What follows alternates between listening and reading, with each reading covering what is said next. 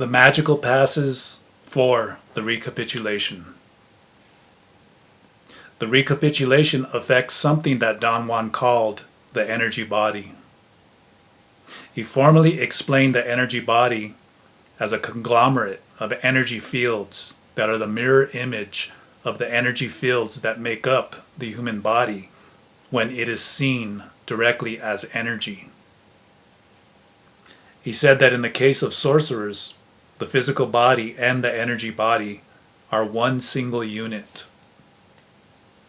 The magical passes for the recapitulation bring the energy body to the physical body, which are essential for navigating into the unknown. 13.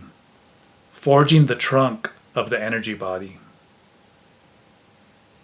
Don Juan said that the trunk of the energy body was forged with 3 strikes delivered with the palms of the hands. The hands are held at the level of the ears with the palms facing forward, and from that position they strike forward at the level of the shoulders, as if they were striking the shoulders of a well-developed body. The hands then move back to their original position around the ears, with the palms facing forward, and strike the mid-trunk of that imaginary body at the level of the chest.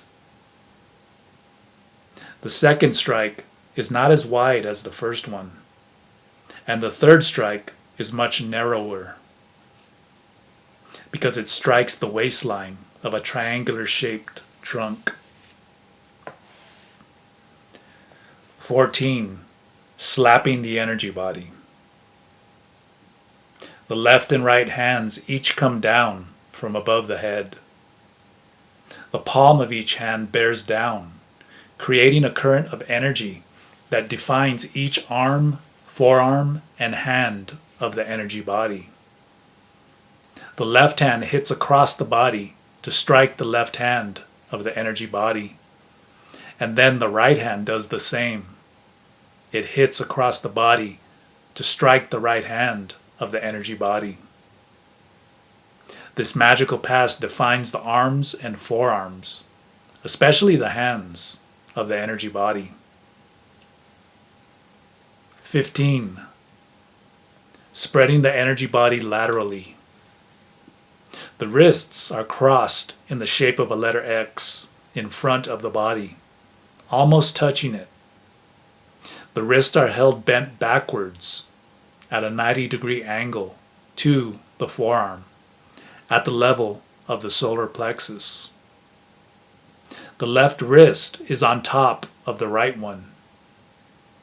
From there, the hands spread to the sides in unison in a slow motion, as if they met with tremendous resistance. When the arms reach their maximum aperture, they are brought back to the forearms, creating in this fashion the sensation of pushing solid matter from both sides to the center of the body. The left hand crosses on top of the right as the hands get ready for another lateral strike. While the physical body as a conglomerate of energy fields has super defined boundaries, the energy body lacks that feature. Spreading energy laterally gives the energy body the defined boundaries that it lacks. 16. Establishing the core of the energy body. The forearms are held in a vertical position at the level of the chest, with the elbows kept in close to the body at the width of the trunk. The wrists are snapped gently and then forward with great force, without moving the forearms. The human body as a conglomerate of energy fields has not only super-defined boundaries, but a core of compact luminosity, which shamans call the band of man, or the energy fields with which man is most familiar. The idea of shamans is that within the luminous sphere, which is also the totality of man's energetic possibilities, there are areas of energy of which human beings are not at all aware. Those are the energy fields located at the maximum distance from the band of man. To establish the core of the energy body is to fortify the energy body in order for it to venture into those areas of unknown energy. 17. Forging the heels and the calves of the energy body. The left foot is held in front of the body with the heel raised to mid-calf. The heel is turned out to a position perpendicular to the other leg. Then the left heel strikes to the right as if a kick with the heel were being delivered, about 6 or 7 inches away from the shin bone of the right leg. The same movement is then executed with the other leg. 18. Forging the knees of the energy body. This magical pass has 2 facets. In the first facet, the left knee is bent and raised to the level of the hips, or if possible, even higher. The total weight of the body is placed on the right leg, which stands with the knee slightly bent forward. 3 circles are drawn with the left knee, moving it inward toward the groin. The same movement is repeated with the right leg. In the second facet of this magical pass, the movements are repeated again with each leg, but this time the knee draws an outward circle. 19. Forging the thighs of the energy body. Beginning with an exhalation, the body bends slightly at the knees as the hands slide down the thighs. The hands stop on top of the kneecaps, and then they are pulled back up the thighs to the level of the hips with an inhalation, as if they were dragging a solid substance. There is a slight quality of a claw to each hand. The body straightens as this part of the movement is executed. With the opposite breathing pattern, the movement is repeated. Inhaling as the knees bend and the hands go down to the tops of the kneecaps, and exhaling as they are pulled back. 20. Stirring up personal history by making it flexible. This magical pass stretches the hamstring and relaxes it by bringing each leg, one at a time, bent at the knee to strike the buttocks with a gentle tap of the heel. The left heel strikes the left buttock and the right heel strikes the right one. Shamans put an enormous emphasis on tightening the muscles of the backs of the thighs.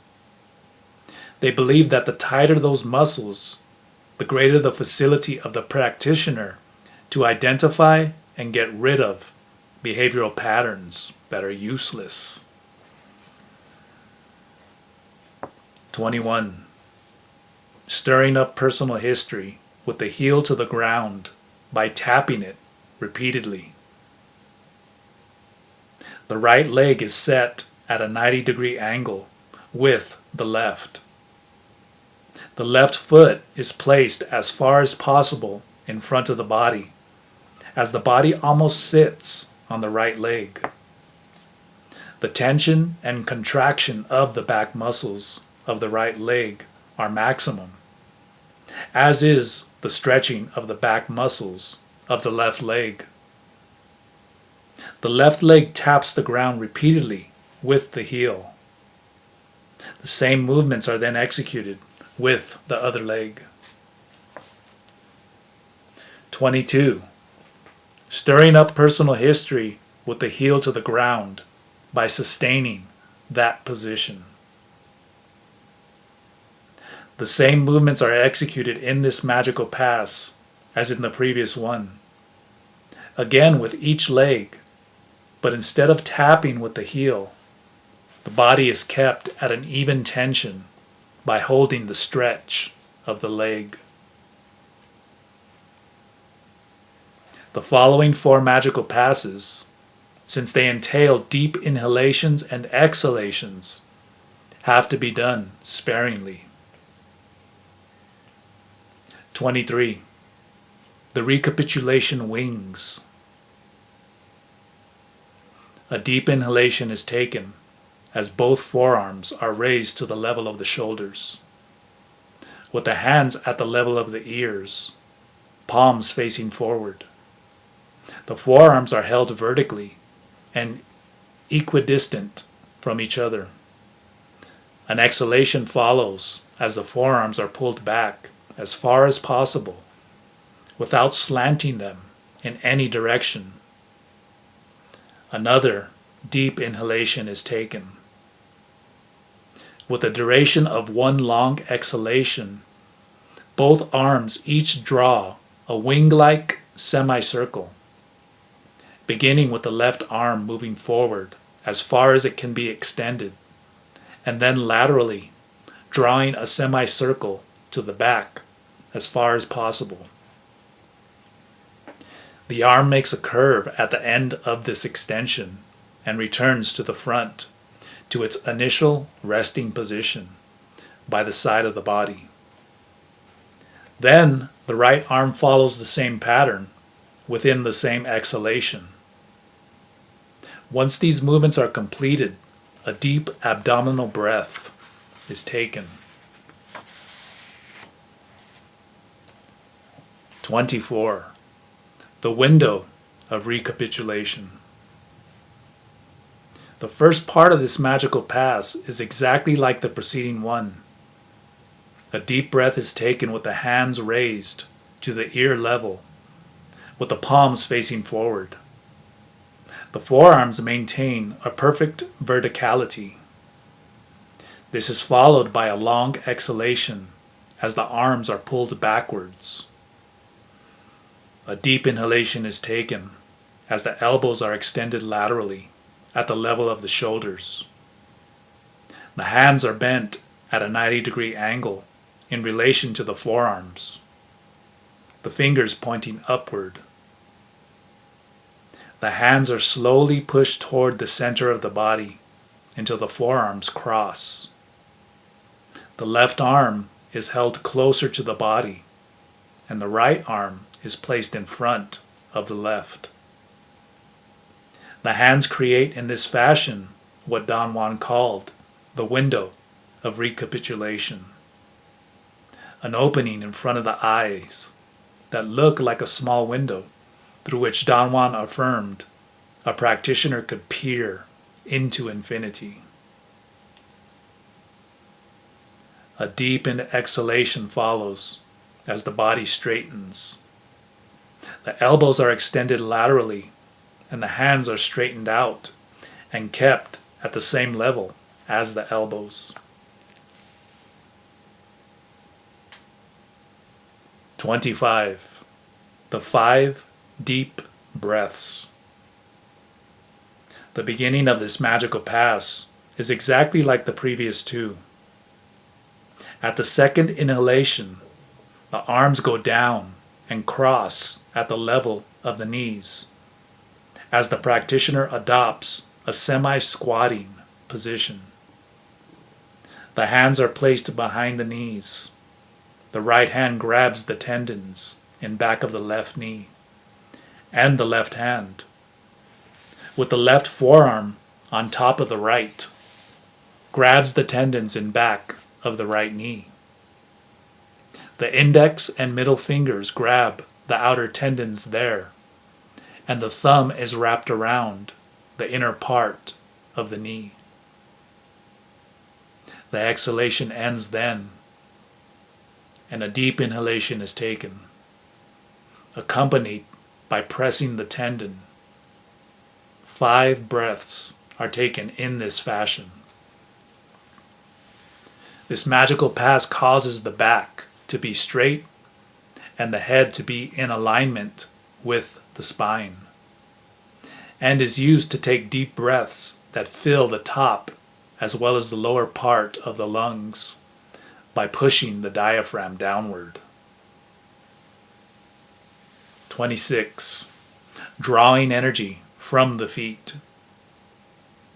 The first part of this magical pass is exactly the same as the beginning of the other 3 of this series. On the second inhalation, the forearms go down and wrap around the ankles, going from the inside to the outside as the practitioner adopts a squatting position. The backs of the hands rest on top of the toes, and in this fashion, 3 deep inhalations and 3 deep exhalations are made. After the last exhalation, the body straightens as a deep inhalation is taken to finish the magical pass. The only glow of awareness left in human beings is at the bottom of their luminous spheres, a fringe that extends in a circle and reaches the level of the toes. With this magical pass, that fringe is tapped with the backs of the fingers and stirred with the breath.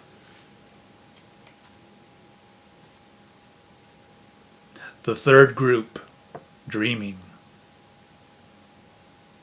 Don Juan Matus defined dreaming as the act of using normal dreams as a bona fide entrance for human awareness into other realms of perceiving.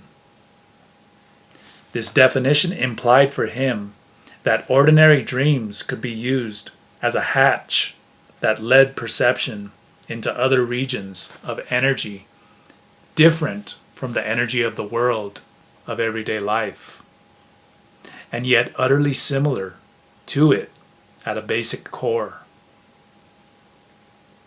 The result of such an entrance was, for sorcerers, the perception of veritable worlds where they could live or die. Worlds which were astoundingly different from ours, and yet utterly similar. Pressed for a linear explanation of this contradiction, Don Juan Matus reiterated the standard position of sorcerers, that the answers to all those questions were in the practice, not in the intellectual inquiry. He said that in order to talk about such possibilities, we would have to use the syntax of language, whatever language we spoke, and that syntax, by the force of usage, limits the possibilities of expression. The syntax of any language refers only to perceptual possibilities found in the world in which we live. Don Juan made a significant differentiation in Spanish between 2 verbs.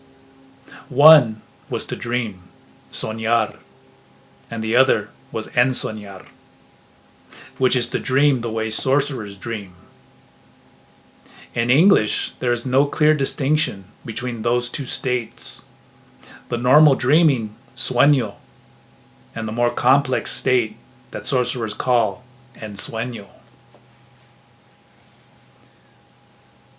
The art of dreaming, according to what Don Juan taught, originated in a very casual observation that the shamans of ancient Mexico made when they saw people who were asleep.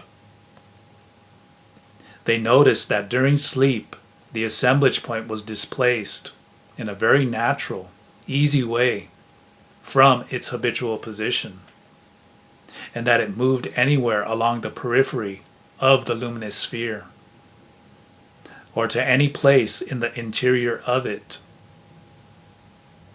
Correlating their seeing with the reports of the people who had been observed sleeping, they realized that the greater the observed displacement of the assemblage point, the more astounding the reports of events and scenes experienced in dreams. After this observation took hold of them, those sorcerers began to look avidly for opportunities to displace their own assemblage points. They ended up using psychotropic plants to accomplish this. Very quickly, they realized that the displacement brought about by using these plants was erratic, forced, and out of control. In the midst of this failure, nonetheless, they discovered one thing of great value. They called it dreaming attention. Don Juan explained this phenomenon, referring first to the daily awareness of human beings as the attention placed on the elements of the world of everyday life. He pointed out that human beings took only a cursory and yet sustained look at everything that surrounded them. More than examining things, human beings simply established the presence of those elements by a special type of attention, a specific aspect of their general awareness.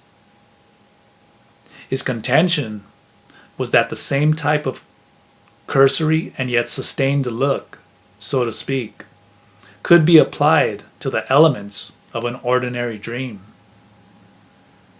He called this other, specific aspect of general awareness dreaming attention, or the capacity that practitioners acquire to maintain their awareness unwaveringly fixed on the items of their dreams. The cultivation of dreaming attention gave the sorcerers of Don Juan's lineage a basic taxonomy of dreams. They found out that most of their dreams were imagery, products of the cognition of their daily world. However, there were some which escaped that classification. Such dreams were veritable states of heightened awareness, in which the elements of the dream were not mere imagery, but energy-generating affairs. Dreams which had energy-generating elements were, for those shamans, dreams in which they were capable of seeing energy as it flowed in the universe. Those shamans were able to focus their dreaming attention on any element of their dreams, and found out in this fashion that there are two kinds of dreams. One is the dreams that we are all familiar with, in which phantasmagorical elements come into play. Something which we could categorize as the product of our mentality or psyche. Perhaps something that has to do with our neurological makeup. The other kind of dreams they called energy-generating dreams. Don Juan said that those sorcerers of ancient times found themselves in dreams which were not dreams, but actual visitations made in a dreamlike state to bona fide places other than this world. Real places, just like the world in which we live. Places where the objects of the dream generated energy, just as trees or animals or even rocks generate energy in our daily world, for a seeing sorcerer. Their visions of such places were, however, for those shamans, too fleeting, too temporary, to be of any value to them. They attributed this flaw to the fact that their assemblage point could not be held fixed for any considerable time at the position to which they had been displaced. Their attempts to remedy the situation resulted in the other high art of sorcery, the art of stalking. Don Juan defied the two arts very clearly one day when he said to me that the art of dreaming consisted of purposefully displacing the assemblage point from its habitual position. The art of stalking consisted in volitionally making it stay fixed on the new position to which it had been displaced.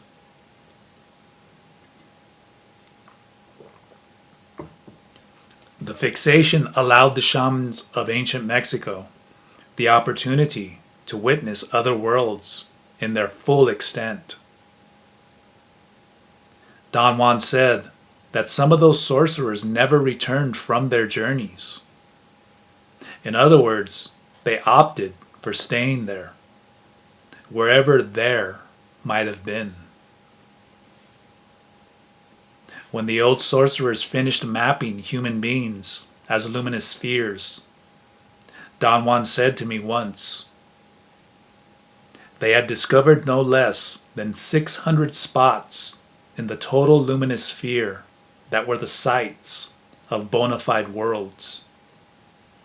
Meaning that if the assemblage point became attached to any of those places, the result was the entrance of the practitioner into a total new world.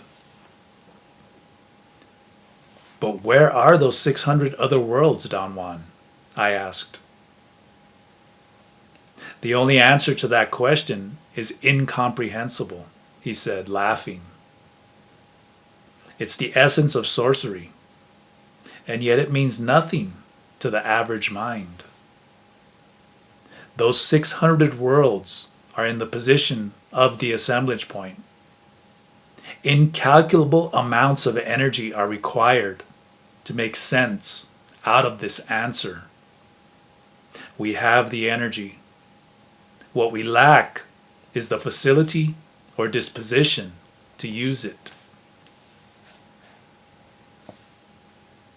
I could add that nothing could be truer than all these statements, and yet nothing could make less sense. Don Juan explained, usual perception in the terms in which the sorcerers of his lineage understood it. The assemblage point, at its habitual location, receives an inflow of energy fields from the universe at large in the form of luminous filaments, numbering in the millions, the trillions. Since its position is consistently the same, it stood to sorcerers' reasoning that the same energy fields in the form of luminous filaments converge on the assemblage point and go through it, giving as a consistent result the perception of the world that we know. Those sorcerers arrived at the unavoidable conclusion that if the assemblage point were displaced to another position, another set of energy filaments would go through it, resulting in the perception of a world that by definition was not the same as the world of everyday life. In Don Juan's opinion, what human beings ordinarily regard as perceiving is rather the act of interpreting sensory data. He maintained that from the moment of birth, everything around us supplies us with the possibility of interpretation, and that with time, this possibility turns into a full system by means of which we conduct all of our perceptual transactions in the world. He pointed out that the assemblage point is not only the center where perception is assembled, but also the center where the interpretation of sensory data is accomplished.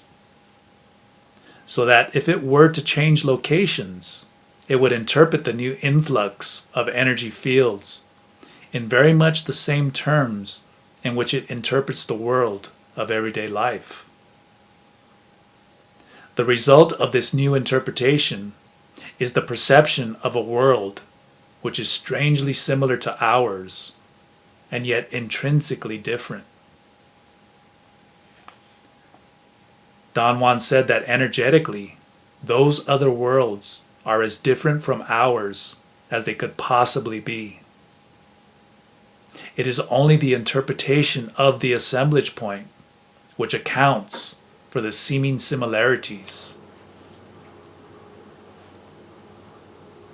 Don Juan called for a new syntax that could be used in order to express this wondrous quality of the assemblage point and the possibilities of perception brought about by dreaming.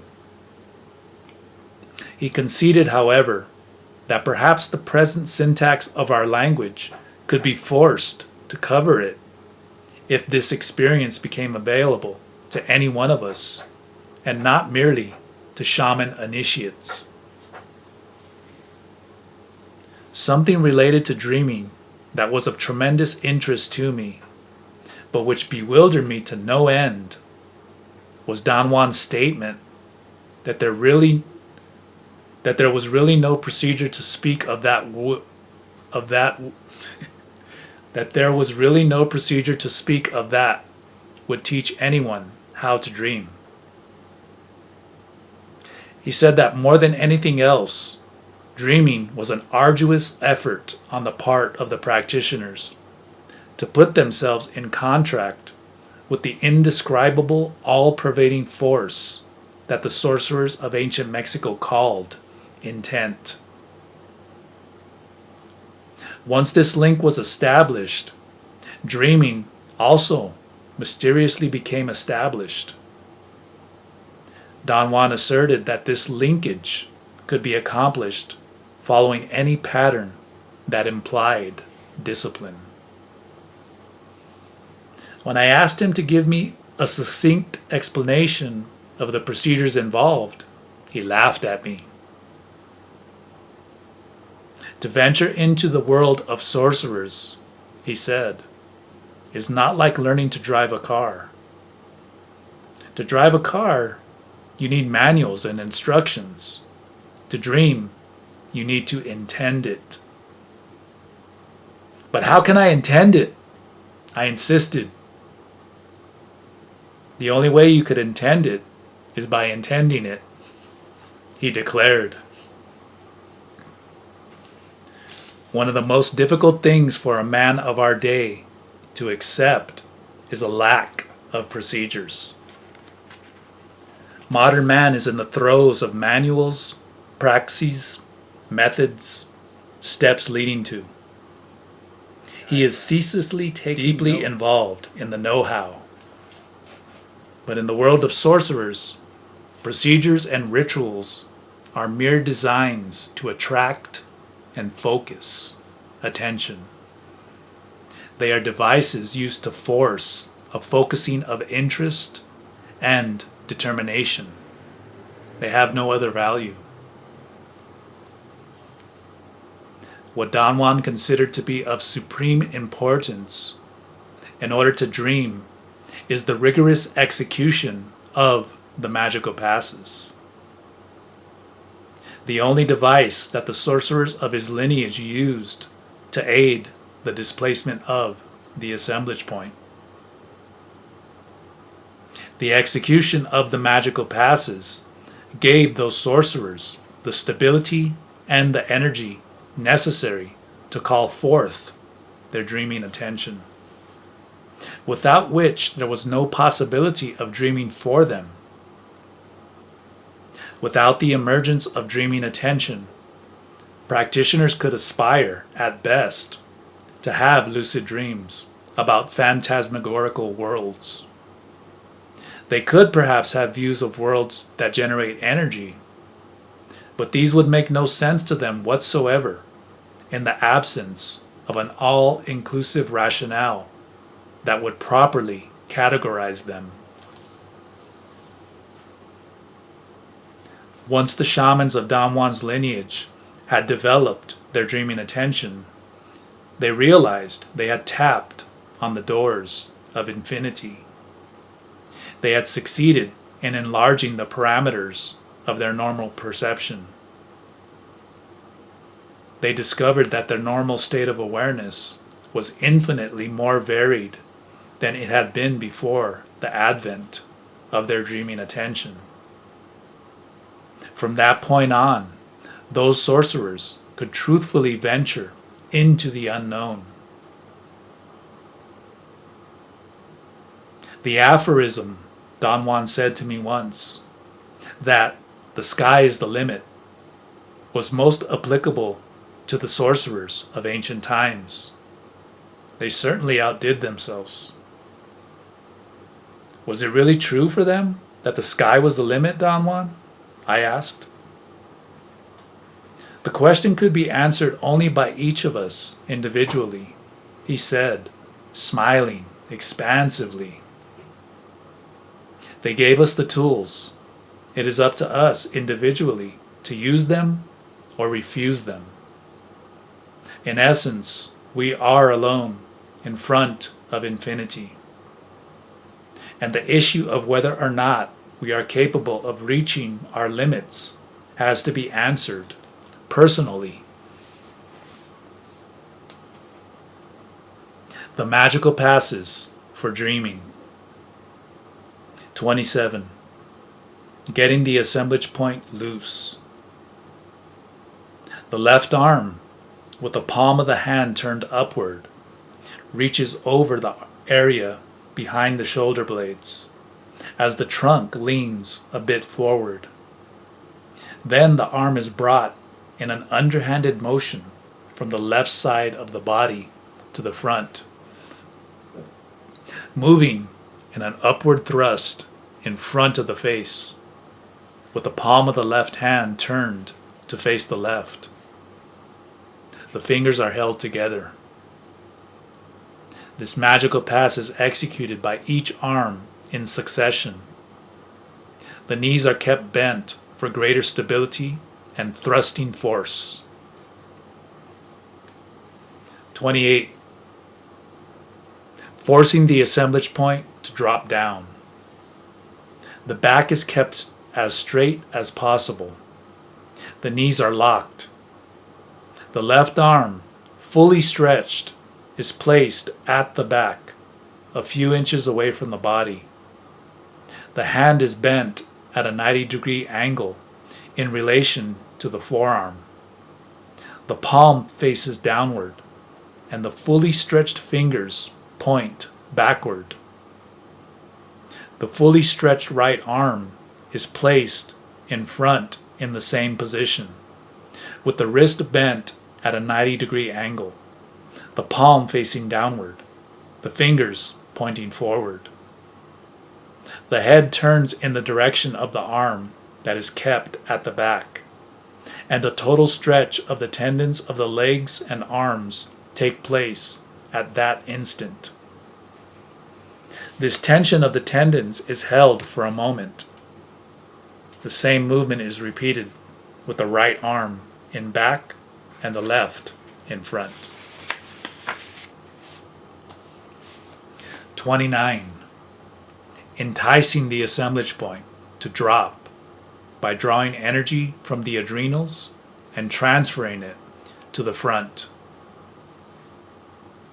The left arm is placed behind the body at the level of the kidneys, as far to the right as it can reach. The hand is held like a claw. The clawed hand moves across the kidney area from right to left, as if dragging a solid substance. The right arm is held in its normal position by the side of the thigh. Next, the left hand moves to the front. The palm is held flat on the right side against the liver and gallbladder. The left hand moves across the front of the body to the left, the area of the pancreas and spleen, as if smoothing the surface of a solid substance. At the same time, the right hand, held like a claw behind the body, moves from left to right over the kidneys as if dragging a solid substance. Then the right hand is placed on the front of the body. The palm is held flat against the area of the pancreas and spleen. The hand moves across the front of the body to the area of the liver and gallbladder, as if smoothing a rough surface, while the clawed left hand moves again across the area of the kidneys from right to left, as if dragging a solid substance. The knees are kept bent for greater stability and force. 30. Playing out the A and B types of energy. The right forearm, bent in a vertical position at a 90-degree angle, is centered in front of the body, with the elbow almost at the level of the shoulders and the palm of the hand facing left. The left forearm, bent at the elbow and held in a horizontal position, is placed with the back of the hand underneath the right elbow. The eyes, without focusing on either forearm, keep a peripheral view of both of them. The pressure of the right arm is downward, while the pressure of the left arm is upward. Two forces act simultaneously on both arms. They are kept under this tension for a moment. Then the same movement is executed by reversing the order and position of the arms.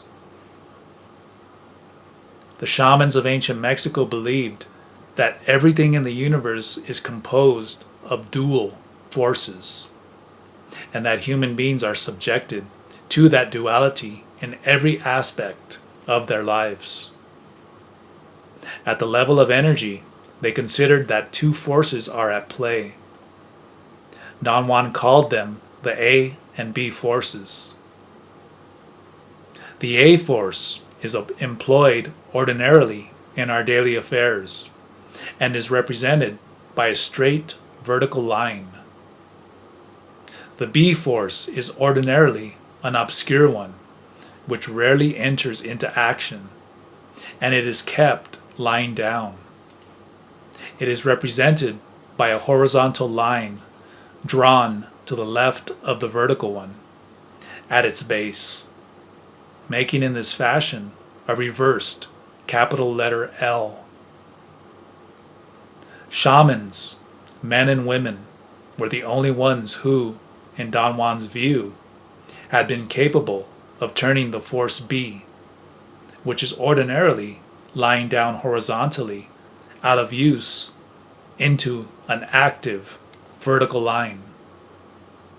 And consequently, they had succeeded in putting force A to rest.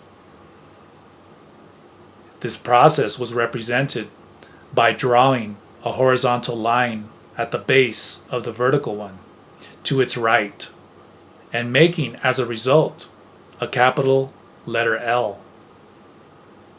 Don Juan portrayed this magical pass as the one which best exemplified this duality and the effort of the sorcerers to reverse its effects. 31. Pulling the energy body to the front. The arms are kept at shoulder level, with the elbows bent. The hands overlap each other, and they are turned with the palms down.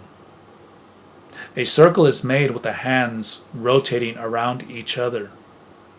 The movement is inward, toward the face. They rotate 3 times around each other. Then the left arm is thrust forward with the hand in a fist, as if to strike an invisible target in front of the body, an arm's length away from it. 3 more circles are drawn with both hands, and then the right arm strikes in the same fashion as the left one. 32. Hurling the assemblage point like a knife over the shoulder.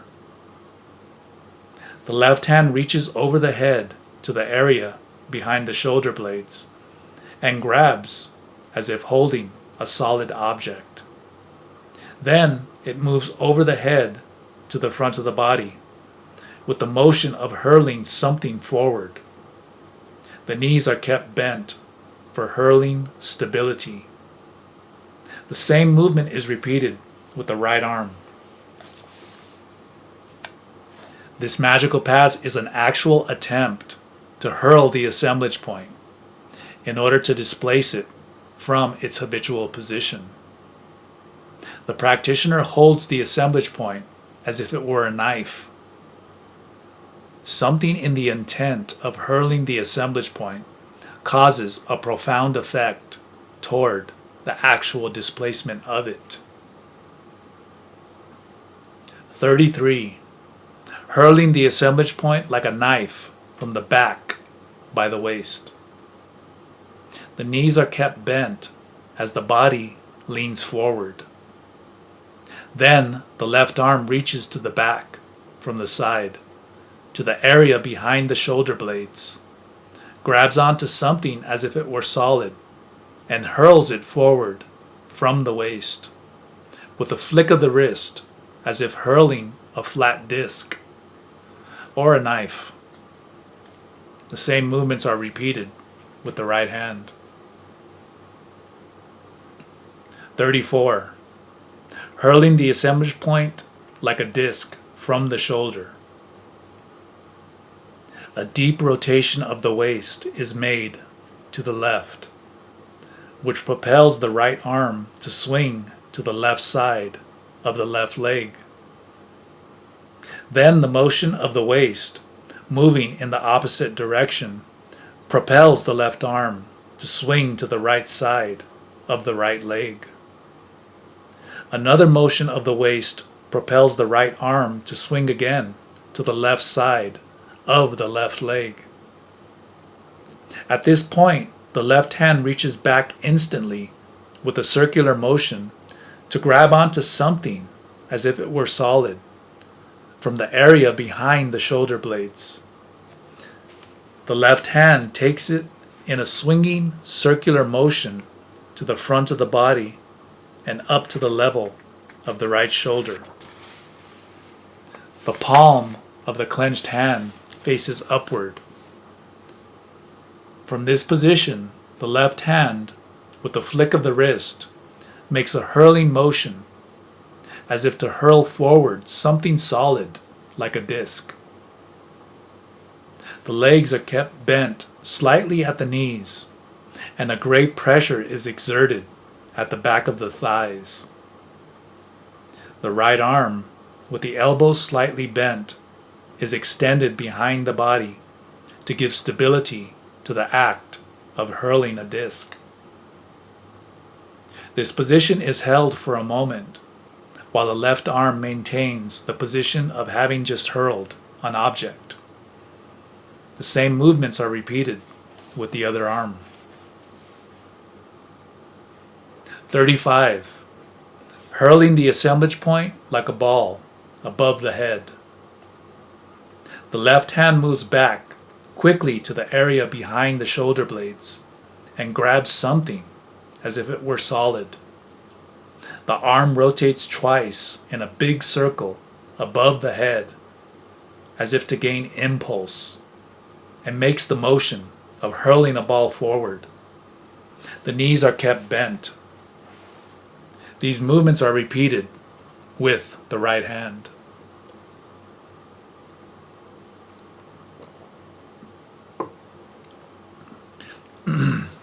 The fourth group, inner silence. Don Juan said that inner silence was the state most avidly sought by the shamans of ancient Mexico.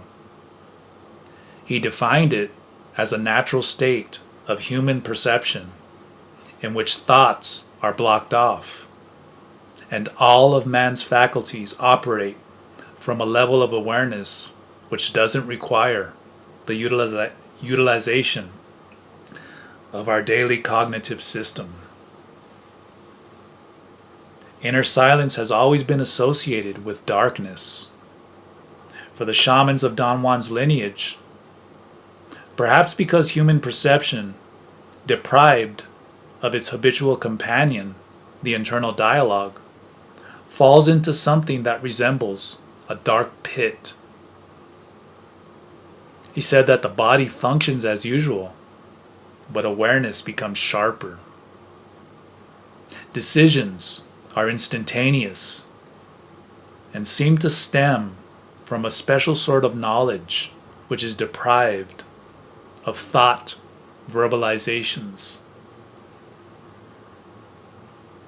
Human perception functioning in a condition of inner silence, according to Don Juan, is capable of reaching indescribable levels.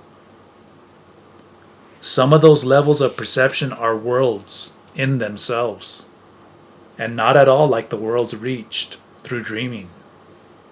They are indescribable states, inexplicable in terms of the linear paradigms that the habitual state of human perception employs for explaining the universe.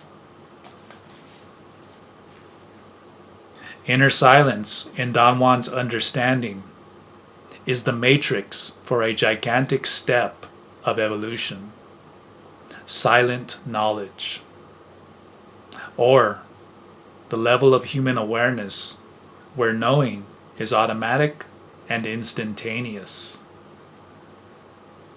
Knowledge at this level is not the product of cerebral cogitation or logical induction and deduction, or of generalizations based on similarities and dissimilarities.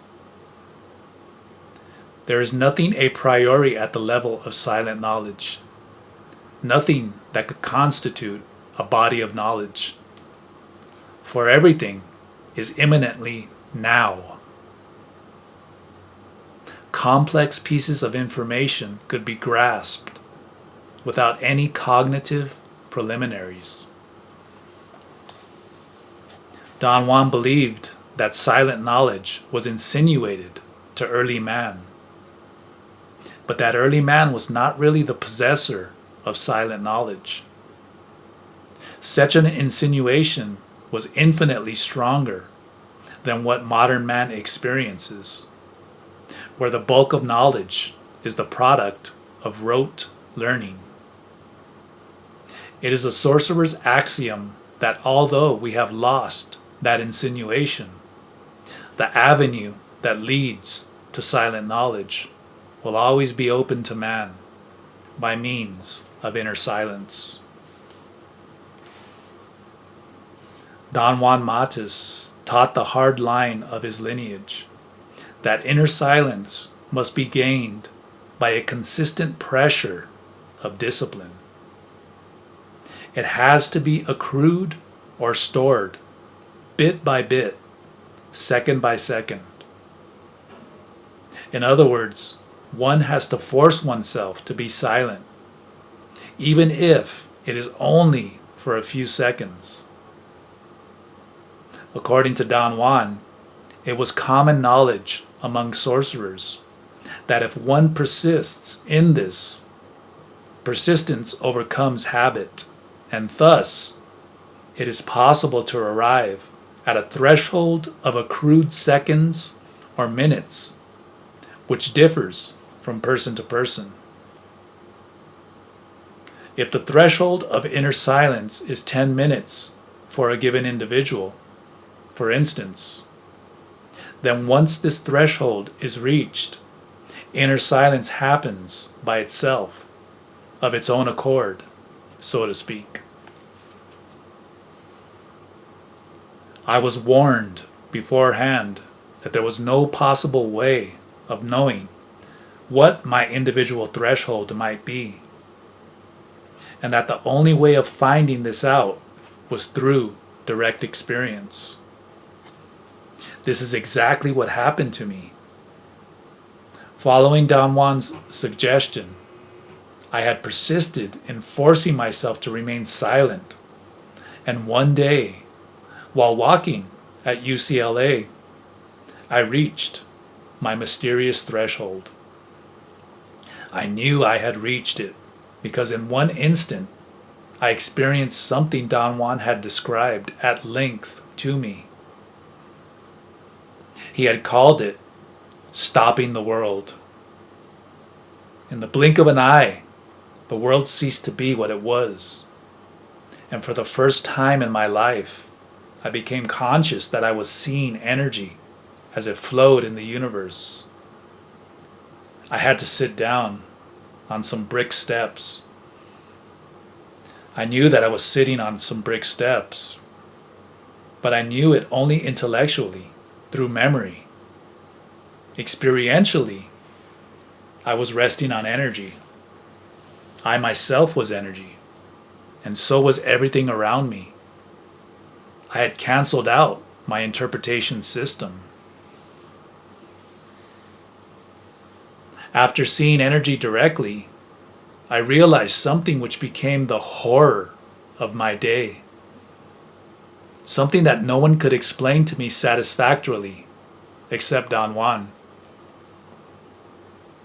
I became conscious that although I was seeing for the first time in my life, I had been seeing energy as it flows in the universe all my life, but I had not been conscious of it. To see energy as it flows in the universe was not the novelty. The novelty was the query that arose with such fury that it made me surface back into the world of everyday life. I asked myself what had been keeping me from realizing that I had been seeing energy as it flows in the universe all my life. There are two issues at stake here, Don Juan explained to me when I asked him about this maddening contradiction. One is general awareness. The other is particular, deliberate consciousness. Every human being in the world is aware, in general terms, of seeing energy as it flows in the universe. However, only sorcerers are particularly and deliberately conscious of it. To become conscious of something that you are generally aware of requires energy, and the iron hand discipline needed to get it. Your inner silence, the product of discipline and energy, bridged the gap between general awareness and particular consciousness. Don Juan stressed, in every way he was able, the value of a pragmatic attitude in order to buttress the advent of inner silence. He defined a pragmatic attitude as the capacity to absorb any contingency that might appear along the way. He himself was, to me, the living example of such an attitude. There wasn't any uncertainty or liability that his mere presence would not dispel. He reiterated every time he could that the effects of inner silence were very unsettling, and that the only deterrent to this condition was the pragmatic attitude, which was the product of a superbly pliable, agile, strong body. He said that for sorcerers, the physical body was the only entity that made any sense to them, and that there was no such thing as dualism between body and mind. He further stated that the physical body involved both the body and the mind as we knew them, and that in order to counterbalance the physical body as a holistic unit, sorcerers considered another configuration of energy which was reached through inner silence, the energy body. He explained that what I had experienced at the moment in which I had stopped the world was the resurgence of my energy body, and that this configuration of energy was the one which had always been able to see energy as it flowed in the universe.